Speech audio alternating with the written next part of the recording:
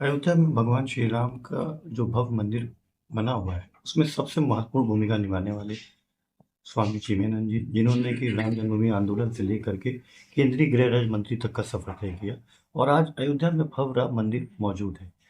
उन्होंने देश ही नहीं विदेश में भी अपनी नीतियों से अपनी मुहा मनवाया और बहुत दूरदर्शी पहल को करते हुए आगे बताते हैं कि क्या होने वाला है। हमारे साथ आज खुद यहाँ पे मौजूद हैं स्वामी चिन्मयानंद जी, जो कि पूर्व गृह राज्य मंत्री हैं और आज आपको बता दें कि अमेरिका के राष्ट्रपति डोनाल्ड ट्रंप शपथ लेने वाले हैं। तो डोनाल्ड ट्रंप के शपथ लेने के बाद क्या असर होगा मिडिल ईस्ट पे, क्या असर होगा भारत पे, क्या असर होगा पश्चिमी एशिया पे, खासतौर पे बांग्लादेश, पाकिस्तान, क्योंकि उनकी जो नीति होती है एकदम अलग होती है। उस पे बहुत अच्छी निगाह रखने वाले हमारे साथ खुद मौजूद हैं स्वामी चिन्मयानंद जी, आपका स्वागत है। आज डोनाल्ड ट्रंप जी शपथ लेंगे, तो आप किस नज़रिए से देख रहे हैं भारत को और मिडिल ईस्ट को लेकर के? आप इस तरह देख सकते हैं कि ट्रंप ने अपने शपथ ग्रहण समारोह में भारत के प्रधानमंत्री को न बुलाकर भारत के विदेश मंत्री को बुलाया है। ये एक बहुत बड़ा संदेश है, क्योंकि नीतियां जो तय होती हैं वो जहाँ से तय होती हैं उस जगह पर उन्होंने उंगली रखी है। इसलिए ये मानना होगा कि वो दक्षिण एशिया में जिस परिवर्तन की अपेक्षा रखते हैं उसके लिए उनको इस प्रकार का निर्णय लेना जरूरी था। और ये मानना पड़ेगा कि भारत में जो इधर खासतौर से पड़ोसी देशों में और यहाँ तक चीन तक में जो भारत की पहुंच बनी है, उस पहुंच को बनाने में बहुत बड़ा हाथ एस जयशंकर का रहा है। एस जयशंकर एक ऐसे डिप्लोमेट हैं जो इस प्रकार की गतिविधियों को अंजाम देने में कुशल हैं और इसलिए उन्होंने प्रधानमंत्री को बुलाकर एक हलचल होती, लेकिन परिणाम तक पहुंचने के लिए जिन साधनों की आवश्यकता है वो साधन फिर उनको एस जयशंकर के ऊपर डिपेंड करना पड़ता। तो एक विदेश मंत्री को बुलाकर उन्होंने संदेश दिया है कि हमें उन तमाम देशों से सरोकार हो सकता है या होना चाहिए जो देश आज भारत के करीब आना चाहते हैं या भारत के करीब आ रहे हैं।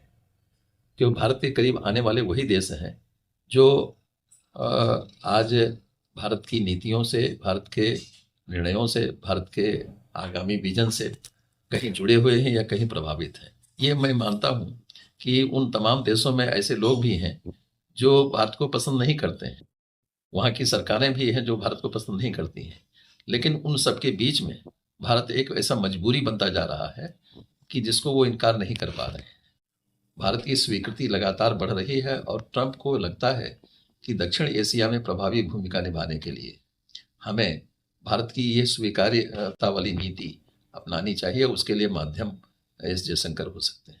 अच्छा, अभी हमने देखा है खासतौर पे हमास और इसराइल के बीच में समझौता हुआ इतने दिन से, ट्रंप के शपथ से पहले ही समझौता हुआ और बंधकों की रिहाई भी हुई। तो मिडिल ईस्ट में क्या होगा?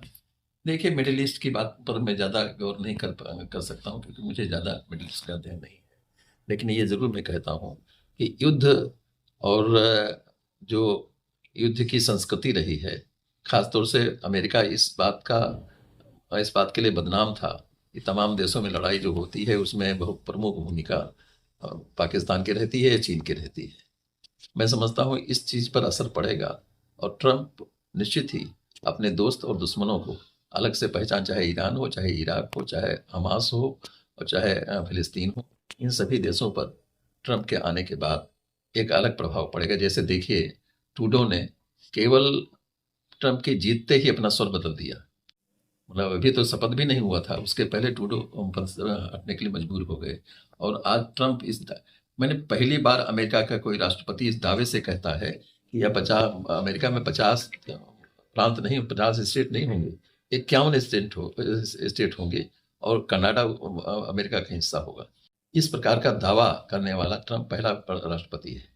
इसलिए मैं समझता हूँ कि इतना साहसी निर्णय लेने की क्षमता जिस एक व्यक्ति में है, ऐसे ही व्यक्तियों की जरूरत इस समय चाहे ये क्या कहते हैं, मिडिल ईस्ट हो और चाहे दक्षिण एशिया हो, इन सब में इस प्रकार के कठोर मतलब कड़े निर्णय लेने की और उनको पालन करने की, उनको अगुवाई करने की क्षमता होनी चाहिए। वो मोदी में दिखाई पड़ती है, ट्रंप में दिखाई। मोदी और ट्रंप का ये जो जोड़ है वो इन क्षेत्रों की राजनीतिक संस्कृति को, और राजनीतिक संस्कृति नहीं बल्कि आर्थिक समृद्धि को भी एक नई दिशा देने में कामयाब होगा।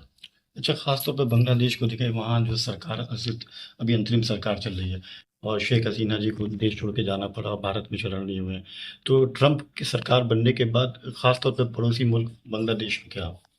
देखिए, बांग्लादेश का भविष्य तय है।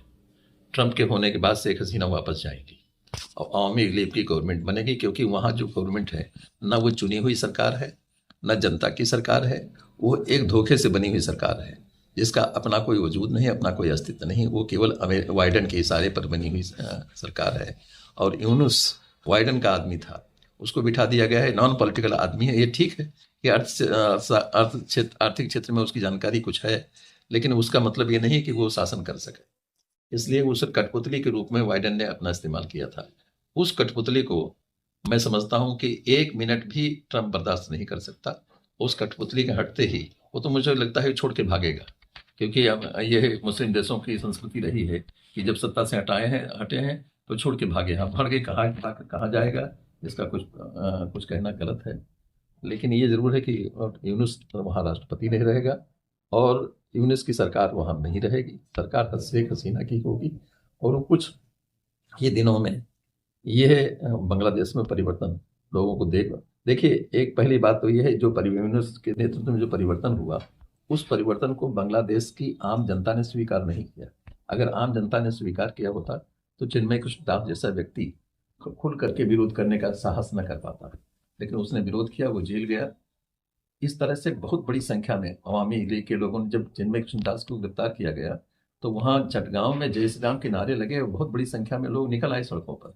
तो ये इतनी जल्दी किसी सत्ता के विरोध में जनता की आवाज का उठना ये संकेत है कि जो सरकार है उस सरकार को वहाँ की आम जनता ने स्वीकार नहीं किया है। आम जनता की सरकार नहीं है, क्योंकि चुनी हुई सरकार नहीं है। जबकि शेख हसीना चुनी हुई प्रधानमंत्री थी, और शेख हसीना को अभी सत्ताच्युत कहाँ किया गया, केवल उनको हटाया गया है।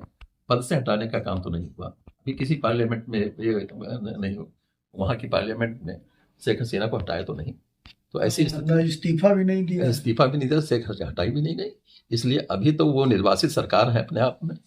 इसलिए, और जबकि यूनुस ना चुने हुए व्यक्ति हैं, ना चुने हुए वो उनको जनता का आशीर्वाद मिला है, और ना उनकी जो सरकार है उस सरकार को ही जनता का समर्थन मिला है।